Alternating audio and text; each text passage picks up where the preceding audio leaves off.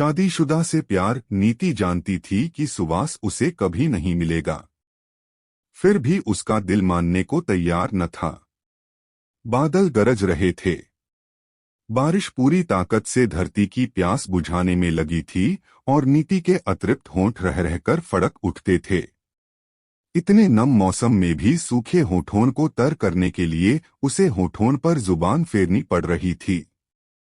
मन कल शाम की यादों से बाहर निकलना ही नहीं चाहता था। कल अकेले में जुदाई की कसक उसकी जुबान पर सच्चाई ले आई थी। तुम्हारे बिना एक खलिश सी होगी जिंदगी में। उत्तर में एकटक एक दूसरे की आंखों में झांकते बहुत नजदीक आ गए थे दोनों। फिर अचानक सुवास ने उसे बाहों में भर लिया। मुझे महीने में एक बार प्रोजेक्ट की रिपोर्ट सबमिट करने आना ही है।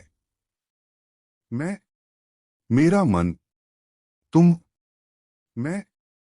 वो वक्त तुम्हारे साथ। सुवास के स्पर्श में प्रेम था, आंखों में कामना और शब्दों में हिचक के साथ कुछ प्रश्न।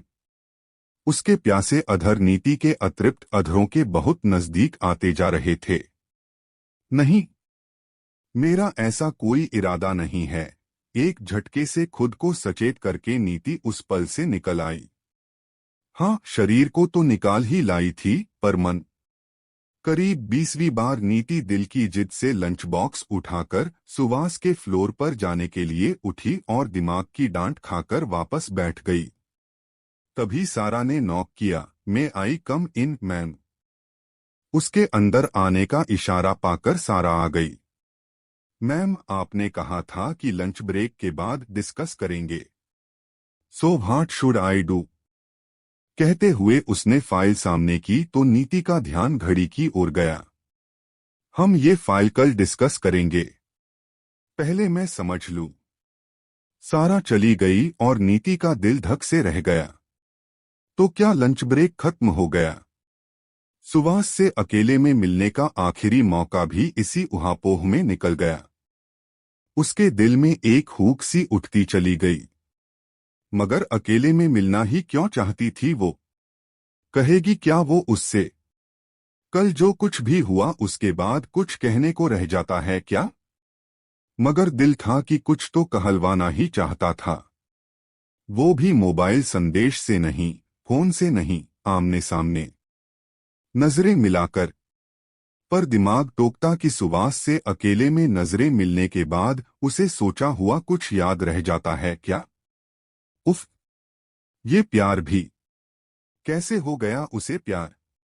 और वो भी इस उम्र में, वो भी एक शादीशुदा मर्द से। कुछ भी अप्राकृतिक नहीं है। एक खाली जगह को कोई भर रहा है, दिल कुनमुनाया। मगर उसके जीवन में ये खालीपन नहीं है। तुम, लेकिन दिमाग की चेतावनी के शब्द दिल सुन नहीं पाया।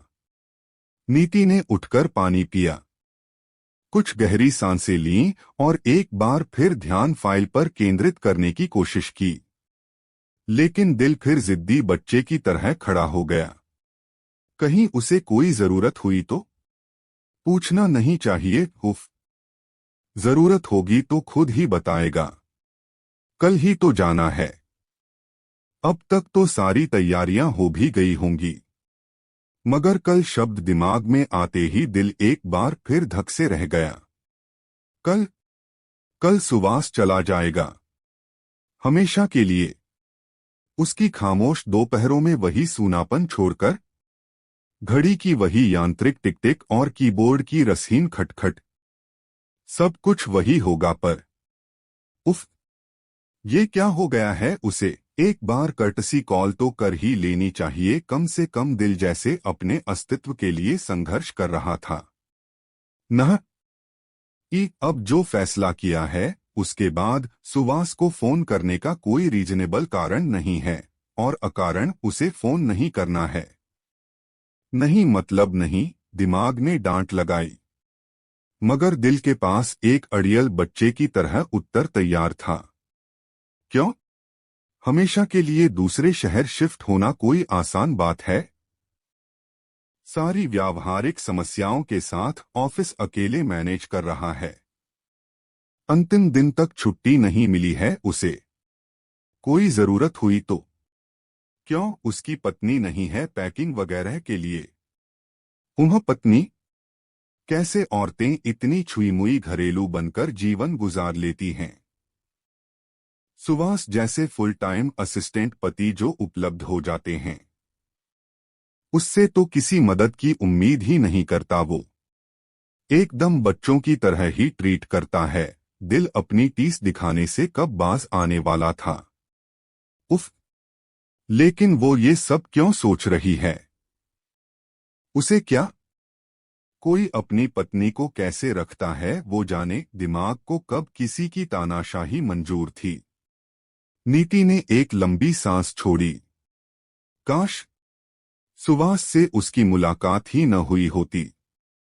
अच्छे खासे स्निग्धता से गुजरते जीवन में ये कौन सी खलिश पाल ली है उसने। तभी देखा, खिड़की जोर से हिल रही थी। नीति को लग ही रहा था कि सिटकिनी टूट जाएगी, पर उसने वहां से हटने की कोशिश नहीं की। आखिर खिड़की खुली और तेज हवा के साथ बारिश के झकोरों ने उसे पूरा भिगो दिया। और वो सुवास के प्यार की तरह, उसके मादक स्पर्श से मिलने वाले सुकून की तरह भीगती गई, भीगती गई। बारिश बंद हुई। नीति धीरे से उठी, खुद को सुखाया, ऑफिस में इमरजेंसी के लिए रखे एक्स्ट्रा कपड़े पहने और अपनी कुर्सी पर बैठ गई। मन में बुदबुदाई, हाँ मैं तुमसे प्यार करती हूँ, पर तुम्हारी गृहस्थी बर्बाद करके खुद को खुद की नजरों में नहीं गिरा सकती। तुम्हारा प्यार मेरे जीवन में मुझे अकेले में भिगोकर तृप्त कर जाने वाली इस बारिश की तरह रहेगा। वो बारिश जिसमें वयस्क अकेले भीगकर खुश होते हैं और सूखकर कपड़े बदलकर दुनिया के सामने आते हैं। और ये बात जुबान कभी किसी से नहीं कहेगी। तुमसे तो बिल्कुल नहीं।